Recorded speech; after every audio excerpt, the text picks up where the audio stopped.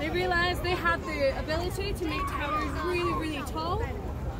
They didn't account that it would take them 200 years to complete it. Oh my god. But it did. So it was finished around about 1345. It looked very much like this, though not exactly. It has been retouched over the years. The proof of that, if you look at the doors, one of them is an odd one out. It was just because of course, aging. I would not expect any of us in 900 years to look the same. So she is very much gone through a lot of redesigning. Mainly after the revolution. She did get a lot of damage. Like I said, they stopped churches existing as churches. So she became kind of stable, as you were. They kept animals, anything they could, kind of just to rub it in the face of the clergy, of the people in charge of the church. It was mainly Catholicism that they didn't like.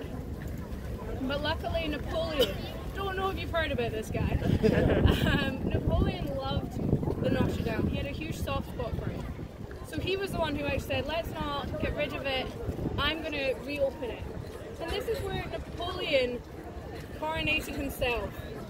He was very famous for kind of doing his own thing, you could say that. And during his coronation, they were going to put this nice crown of thorn in his head. He had no patience and he just threw it on himself. That's why we kind of say that he coronated himself. He kind of did. So he was the one that made it a lot cleaner and it became a church again. But even after him, in 1845, is when the design started to change. The big rose windows and stained glass, a lot of them are still the original, but they polished them up and made them shine a lot more because they are the largest stained glass windows that France has. The guys along the top here, 28 of them, and they are the biblical kings of Judah. So if you think even statues were safe during the revolution, you are wrong. Even these kings lost their heads as well. So their heads are not in fact the original. They were put on in 1845 when it was redesigned, but you can still see the original heads at the Cluny Museum just across the water. They like to keep them, just not put them back. But yeah, they did keep a lot of the intricate designs on the doors though. And this has a reason, because when the church was first erected in about 1163, a lot of people couldn't read.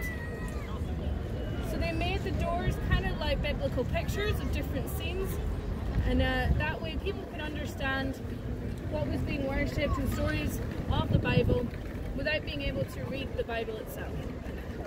This is where Paris grew from. This has always been a religious site, not quite of a church this size. But Paris originated on this island. It's the Ile de la Cité. A Celtic tribe called the Parisians landed here, and they grew it from here. It used to be farmland, and then it was built outwards and outwards, much like many cities are. But they always kept this as a kind of religious sacred site. You can see the people over here. They're all gathered round, staring at the floor. That is point zero. So when you Google and you say how far away is the Eiffel Tower from where you are, it's measured from that point. And it's used to measure a lot of, like where Nice is from Paris, they do it from here. So they very much like to try and consider this the heart of Paris. Although a lot of people will still say it's the Eiffel Tower.